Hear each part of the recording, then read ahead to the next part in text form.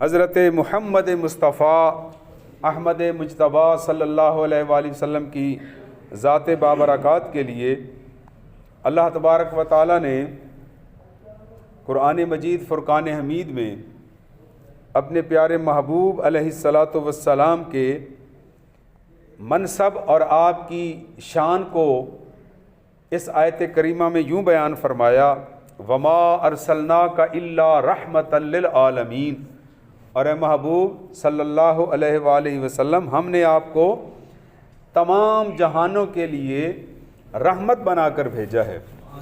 جس طرح اللہ پاک کی ربوبیت ساری کائنات کے لیے ہے، وہ ہر شے کو پیدا کرنے والا ہے، رزق عطا فرمانے والا ہے، زندگی اور موت اسی کے قبضہ قدرت میں ہے، تو جس طرح اللہ پاک ساری کائنات کا رب ہے، حضور کو اللہ نے ساری کائنات کے لیے رحمت بنا کر بھیجا ہے۔ نبی پاک علیہ السلام نے فرمایا، ارسلت الی الخلق کافہ، نبی پاک علیہ السلام کا یہ منصب ہے کہ آپ کو ساری انسانیت کی طرف رسول بنا کر بھیجا گیا ہے۔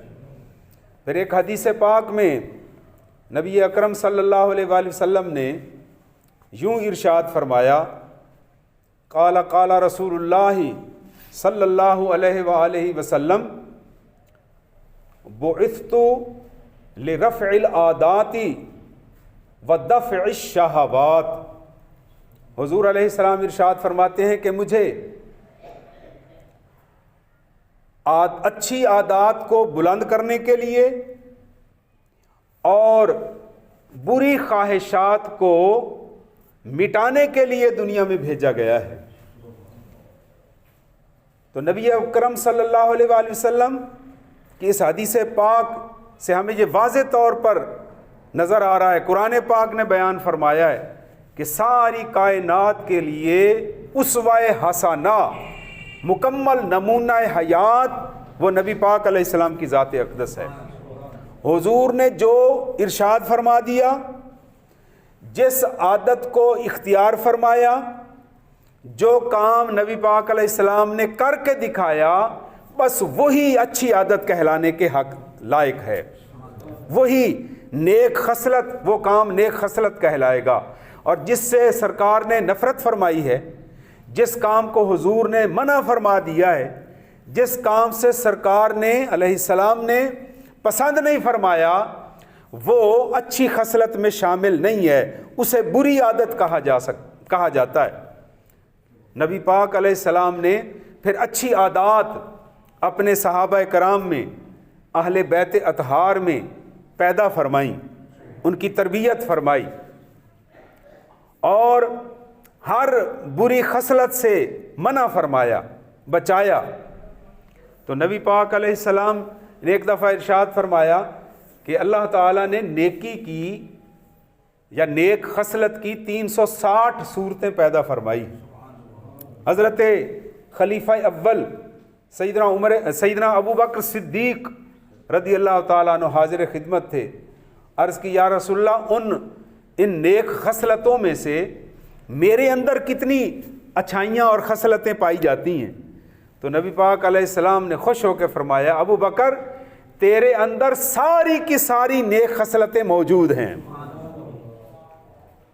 اور ساتھ یہ بھی ارشاد فرمایا کہ ان نیک عادات میں سے اللہ پاک کو جو تیری سب سے عادت اچھی لگتی ہے، وہ تیری صفت سخاوت ہے۔ تو اللہ کی راہ میں نچھاور کر دیتا ہے ہر شے کو۔ اور تاریخ اسلام میں دو محترم اور مقتدر شخصیات ایسی ہیں جن کی دولت اسلام کی تبلیغ و اشاعت کے لیے، ان کی دولت کا ایک ایک روپیہ خرچ ہوا۔ انہوں نے اپنی دولت کو اپنی مرضی سے خرچ نہیں کیا، بلکہ اپنی ساری کی ساری دولت اور مال اللہ اور اس کے رسول کے نام پر نچھاور کر دیا۔ اسلام قبول کرنے سے پہلے یہ دو شخصیات بہت زیادہ، پورے عرب میں سب سے زیادہ مال و دولت والی تھیں۔ مردوں میں حضرت ابو بکر صدیق رضی اللہ تعالی عنہ اور خواتین میں ام المومنین حضرت خدیجۃ الکبریٰ رضی اللہ عنہا، عورتوں میں آپ سب سے زیادہ امیر تھیں اور مردوں میں حضرت ابو بکر سب سے زیادہ امیر تھے، اور ان دونوں کی دولت اللہ کے محبوب کے قدموں پر نچھاور ہو گئی۔ اور اس لیے حضور نے فرمایا کہ دنیا میں نے ہر ایک کے احسان کا بدلہ دے دیا ہے، لیکن ابو بکر کے احسانات اتنے، دیکھیں نا کتنی بندہ پروری ہے۔ حضور آقا ہیں، ساری کائنات کے مالک ہیں، اللہ نے انہیں مالک بنا دیا ہے، اور دیکھیے اپنے غلام کی کس طرح دلجوئی فرما رہے ہیں، کس طرح ان کی عزت اور شان کو بیان فرما رہے ہیں۔ فرمایا کہ ابو بکر کے اتنے احسانات ہیں مجھ محمد پر کہ ان کا بدلہ کل قیامت والے دن اللہ خود عطا فرمائے گا۔ تو جب یہ بات سنی تو حضرت ابو بکر صدیق رونے لگ گئے، عرض کی یا رسول اللہ، جو کچھ تھا، جو کچھ میرے پاس اللہ نے دیا تھا وہ سارا آپ ہی کا تو ہے، وہ سارا آپ کا ہے، آپ مالک ہیں، میں بھی آپ کا، میرا مال بھی آپ کا۔ تو اور خواتین میں حضرت خدیجۃ الکبریٰ ام المومنین، آپ بہت زیادہ دولت مند تھیں۔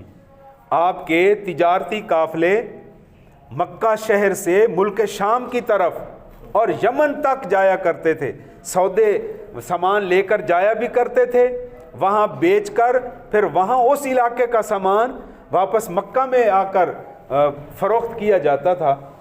تو حضرت خدیجۃ الکبریٰ نے بھی ساری دولت حضور کے قدموں پر نچھاور کر دی، اور اس لیے حضور نے آپ کی شان بیان فرمائی، آپ کی دل جوئی فرمائی کہ خدیجۃ الکبریٰ کا اللہ پاک نے جنت میں ایسا مقام بنایا ہے جہاں کوئی شور نہیں ہے، جہاں کوئی دقت نہیں ہے، اور وہ اللہ پاک خدیجہ کو عطا فرمائے گا۔ تو جو نیک خصلتیں ہیں یہ ہمارے اندر پیدا ہونی چاہیے، اور بزرگوں سے تربیت حاصل کرنی چاہیے۔ ان نیک خصلتوں بے شمار ہیں، تو میں آج آپ کے سامنے چند ایک بیان کر رہا ہوں کہ یہ بچوں کے لیے نصیحت بھی ہے اور یہ آگے پیغام بھی پہنچانا ہے کہ کھانا کھاتے وقت اور واش روم میں جاتے وقت آپ کا سر ننگا نہیں ہونا چاہیے، سر پر کپڑا ہونا چاہیے۔ ویسے بھی ان کے علاوہ بھی مرد کے لیے سر کو ڈھانپنا ضروری ہے، رومال سے، ٹوپی سے، دستار سے، امامہ شریف سے۔ آج کل لوگ نہیں خیال کرتے، لیکن یہ بہت ضروری ہے کہ ہمارا سر ننگا نہیں ہونا چاہیے۔ اگر اتنی پابندی آپ اختیار کر لیں تو یہ اچھی بات ہے، اور لیکن ان دو موقعوں پر آپ کو سر، بچوں کو بتائیں کہ وہ اپنے سر کو ڈھانپ کر رکھیں، کھانا کھاتے وقت اور واش روم میں جاتے وقت۔ اسی طرح اب آج کل سردیوں کا موسم اب تو گزر رہا ہے، گزر چکا ہے تقریباً، تو اللہ تبارک و تعالی ہمیں صفائی، اللہ اور اس کے رسول کو بہت پسند ہے۔ پاؤں میں جرابیں آپ پہنتے ہیں تو ان میں بدبو نہیں ہونی چاہیے، پاؤں خشک کر کے جراب کو استعمال کریں، اور زیادہ سے زیادہ 2 دن تک آپ استعمال کریں۔ اس سے زیادہ کریں گے تو پسینے کی بدبو پیدا ہو جائے گی، اور جب آپ نماز پڑھنے کے لیے آئیں گے ایسی جراب اتار کر آئیں گے تو پیروں سے بھی بدبو آئے گی، جس سے نمازیوں کو بہت زیادہ تکلیف ہوتی ہے، پریشانی ہوتی ہے۔ فرشتے، رحمت والے فرشتے بھی وہ ناراض ہوتے ہیں، تو ہمارے پیر بھی صاف ستھرے ہونے چاہیے۔ ہماری باقی جسم کا جتنے بھی اعضاء ہیں وضو کے ذریعے وہ دھل جاتے ہیں۔ وضو کرنے سے پہلے بسم اللہ والحمدللہ ضرور پڑھنا چاہیے۔ حضرت سیدنا عمر فاروق خلیفہ دوم، آپ رضی اللہ تعالیٰ عنہ فرماتے ہیں اگر کوئی بسم اللہ والحمدللہ نہیں پڑھے گا اور وضو کرے گا تو اس کے صرف وہ اعضاء پاک صاف ہو جائیں گے جہاں پر پانی لگے گا. لیکن اگر وہ بسم اللہ والحمدللہ اور پھر پوری بسم اللہ پڑھ کر وضو کرے گا تو سر سے پاؤں تک پورا وجود اس کا پاک ہو جائے گا. تو یہ اچھی عادات ہیں. مسواک یا دانتوں کو صاف کرنا، نمازی کے منہ سے بدبو نہیں آنی چاہیے. کیوں کہ اس کے منہ سے پاک الفاظ نکلتے ہیں، اور جیسے ہی الفاظ منہ سے پاکیزہ الفاظ نکلتے ہیں وہ ضائع نہیں ہوتے. فرشتے ان کو جنت کے ریشمی رومالوں میں لپیٹ لیتے ہیں. کیوں کہ یہ پاکیزہ الفاظ ہیں.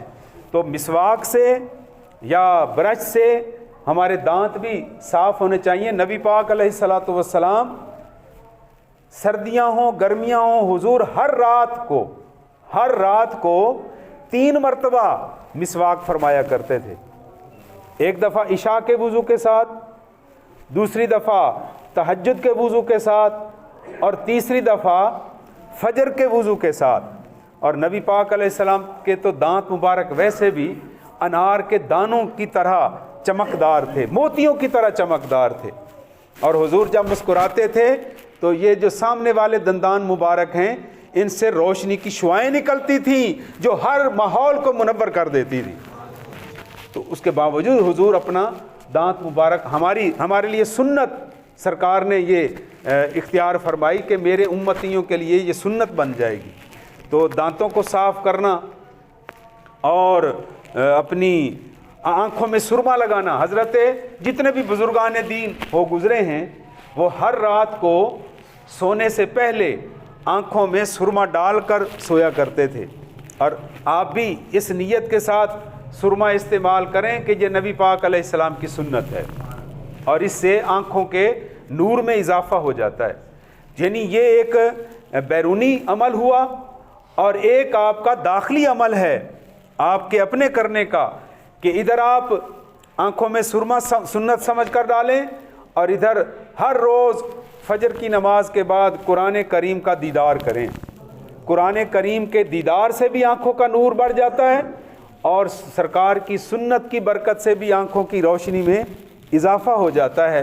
اللہ تبارک و تعالی ہم سب کو نیک اور اچھی عادات اختیار کرنے کی توفیق عطا فرمائے. ایک اور بات بھی میں عرض کر دوں کہ وضو کے وقت آپ اس بائیں ہاتھ کی چھوٹی انگلی سے ناک کو اندر سے صاف کر سکتے ہیں، اور کرنا چاہیے. اگر کوئی ناک کے اندر کوئی ریٹھ خشک ہو گئی ہے، مواد خشک ہو گیا ہے، تو اس کو کھرچ کر پانی سے وہ نرم ہو جائے گا، اس کو نکالنا ضروری ہے، ورنہ وضو یا غسل کامل نہیں ہوگا. تو ناک میں انگلی ڈالنا، اور وہ بھی لوگوں کے سامنے، یہ بھی ایک بری عادت ہے، اس سے بھی بچیں. اور وضو کے دوران آپ ناک کو صاف کریں. اور اگر اس کے علاوہ ناک میں کوئی مواد آ گیا ہے تو ادھر ادھر ماحول کو خراب کرنے کی بجائے آپ جہاں پر نلکا ہے یا جہاں پہ واش روم وہ بنا بیسن ہے، جہاں کھاڈا بنا ہوا ہے، وہاں جا کر کریں، اور تاکہ اس بلغم کو دیکھ کر دوسروں کو گھن آتی ہے، اس کو ڈالنے کے بعد اس کو پانی سے بہائیں. ماحول کو صاف ستھرا رکھیں، خود بھی پاکیزہ رہیں، دوسروں کی بھی پاکیزگی کا خیال رکھیں. اسی طرح اگر کوئی بندہ کھانا کھا رہا ہے، آپ کو کھانسی آ گئی ہے، بلغمی کھانسی، تو کوشش کریں اس سے دور جا کے کھانسی کریں تاکہ وہ کھانے والے کو بیچارے کو شرمندگی یا پریشانی نہ ہو. ایک عادت یہ بھی میں عرض کر دوں، واش روم میں آپ گئے ہیں، آپ نے استنجا کر لیا ہے، آپ فارغ ہو گئے ہیں، تو باہر نکلنے سے پہلے لوٹے کو بھر کر آئیں. ہو سکتا ہے ٹینک میں پانی ختم ہو جائے، آنے والا اس وقت وہ پریشانی میں ہوتا ہے، اس نے اگر پخانہ کر لیا ہے، پیشاب سے فراغت حاصل کر لی ہے، اور اگر لوٹے میں پانی نہیں ہے تو اس کے کپڑے بھی پلید ہو جائیں گے، اس کا بدن بھی پلید ہو جائے گا. تو آپ اب اگلے آنے والے کے لیے یہ آسانی کا سامان کر کے آئیں، لوٹے کو بھر کر باہر نکلیں تاکہ وہ پریشانی کا اس کو سامنا نہ کرنا پڑے. یہ چھوٹی چھوٹی سی باتیں ہیں جن کا خیال رکھنے سے ہمارا ماحول اچھا ہو سکتا ہے. اور ہمیں ہر وقت ہر روز، جس طرح ہماری صبح ہر بندے کی یہ خواہش ہوتی ہے کہ اپنے گھر سے نکلتا ہے روزی کمانے کے لیے اور اللہ سے دعا کرتا ہے کہ آج کل سے میری آمدنی زیادہ ہونی چاہیے، کل سے آج میری بکری زیادہ ہونی چاہیے، تو جس طرح ہم اپنی آمدنی کے لیے روزانہ نئی خواہش لے کر آتے ہیں، اسی طرح روزانہ صبح کے وقت جاگنے کے بعد اللہ کی بارگاہ میں عرض کریں، یا اللہ آج میرے وجود میں یا میری شخصیت میں نیکیوں کا اضافہ فرما، جو نیکی میں نے کل کی ہیں آج اس سے زیادہ کرنے کی مجھے توفیق عطا فرما۔ وما علینا الا البلاغ المبین۔